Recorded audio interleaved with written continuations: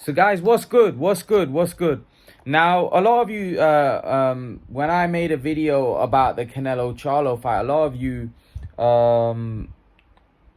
trolled me saying that, Derek James hasn't said anything. How come these YouTubers are making videos saying that, that the weight's going to be an issue and this, that, the other? And I was like, come on, let's be realistic here. It's a 154-pounder fight at 168. I haven't got a problem with the fight. I actually like the fight, to be honest. I actually think it's a good fight. But at the end of the day, like, people were making out like Jermell is bigger than Canelo. Now, let me just read this out to you. Maybe my good friend Santana, you said in the comment section, these were your comments. You said that how come Derek James hasn't complained about the weight? Okay, let me just read this out to you. Derek James insists that Jermell Charlo comes in at 163 or 164 pounds. Why at a 168 pound fight would you advise your fighter to come 3-4 pounds lighter, right, than 168 pounds? You're giving up a massive advantage to the guy that fights a massive advantage to someone that's going to weigh in at 168. This is what Derek James had to say. Let me just get it up. I don't believe in getting that heavy. I'll say 63. I'll say 64. I want him to be fast. I want him to be athletic. I want him to be mobile. The heavier you are, it's like you'll be lethargic, slower. You have to be faster.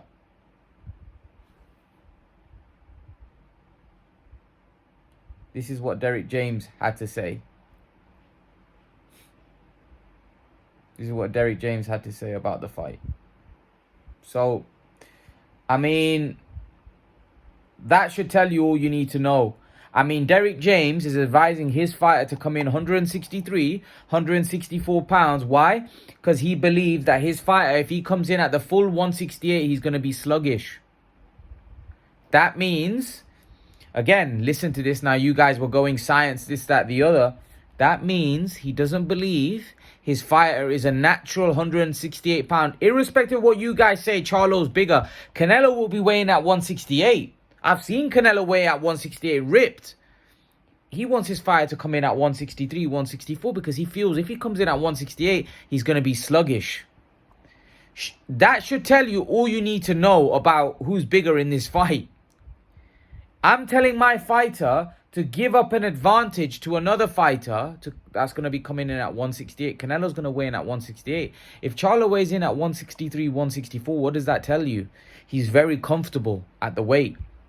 He's not struggling to make 168 pounds. Because effectively, even 163, 164 for him is like a 10-pound increase to what he normally weighs in at. So that's going to be easy for him to make. 168 is like too easy. Do you understand where I'm coming from? So this is what I'm trying to say to you guys, that look, Canelo Alvarez is now the bigger man here. So Derek James wants his fighter to come in light because he wants his fighter not to be slow. He doesn't want his fighter to be lethargic. He doesn't want his fighter to get tired after a couple of rounds. Because as you know, the more weight you put on, the more muscle you put on, because you're going to be put on muscle. He's not going to be putting on fat. Either way, if you put on muscle or fat, you're going to slow down. Right? So he wants his fighters to be nimble. He wants his fighter to be fast. He wants his fighter not to get tired. So obviously, the heavier he comes in, the slower he's going to be, the more tired he's going to get. So he doesn't want that. He doesn't want that. He wants his fighter to come in lighter. So this is what I was trying to point out to you guys, that Derek James might have not been saying anything because Derek James is a trainer. Derek James is getting a big payday here. But that doesn't mean that Derek James, he's indirectly saying that I'm going to get my fighter to come in light. I mean, which trainer says, like, you don't get David Benavidez is coming in at 163, 164. Firstly, he physically can't. Secondly, it's not. He's a 168 pounder. Why is he going to come in at 163, 164? Because he's going to be lighter and faster. You know, you make the weight, you know, and generally it's very tough for these guys to make the weight. But obviously, if he's coming in 3-4 pounds lighter, he's obviously not very tough for him to make 168. And this is the point I'm trying to make to you guys, that these type of jumps don't generally end up in a victory. There's a reason for that. History will tell you that generally when you move up that many weight classes, it doesn't really, for the smaller fighter, it doesn't generally work out. For the guy jumping up, shall we say, because a lot of you think Jermell is bigger than Canelo, which is absurd to think like that. Because I can assure you, he's not. He's not the bigger fighter, and he certainly is anymore. If he was previously, which I don't think he ever was. I think Canelo's always been naturally a physically big guy.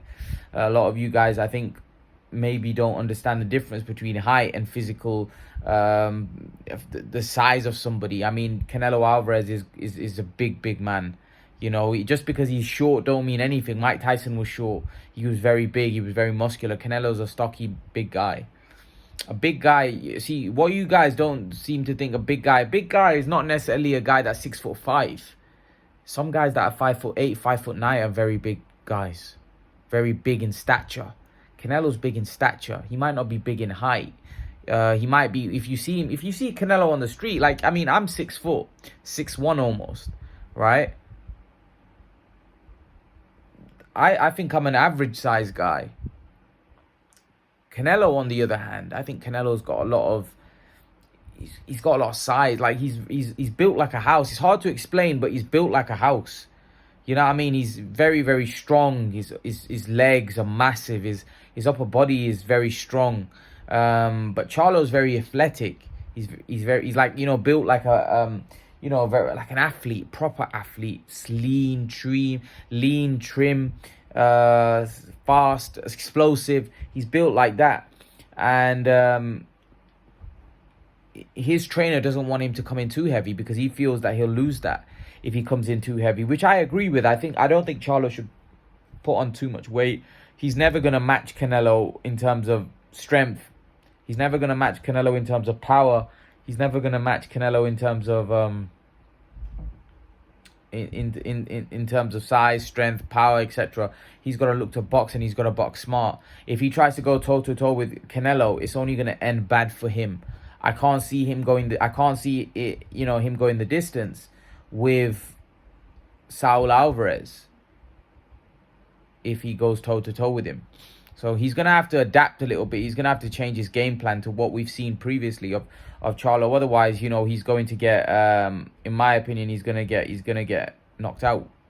If he doesn't change up, if he doesn't adapt his game, if he doesn't change the way he fights, and fights the way that I've been watching him previously, I don't see how this is a very good fight for Charlo. But if Charlo is able to adapt, and he's able to show that he's got adaptability to his game, and he can adapt, and he can fight in a different way, then maybe this fight is a lot more interesting. Because Charlo is going to have to adapt in this fight if he wants to win. He's going to have to box smart. He's going to have to box to a game plan. Derek James is going to have to come up with an excellent game plan. And if Derek James is able to come up with an excellent game plan, maybe we might be able to see an upset here. For me, this is a 70-30 type of fight in Canelo Alvarez's favor. So if he's able to box smart, he's able to box to orders, he's able to box in a way where he's able to exploit Canelo's weaknesses. You know, he's able to move, box, be fast, hit Canelo hard as well. You know, be able to hurt, like, not so much hurt Canelo, because we know Canelo, you can't hurt him. It's like hitting a brick wall. But get his respect. If you can get Canelo's respect, push Canelo back on the back foot, then this fight might be more interesting than what a lot of people think. But it's whether Charlo can do all of those things. They're not easy to do. And so far in his career, he's not really, he's shown to be more one-dimensional.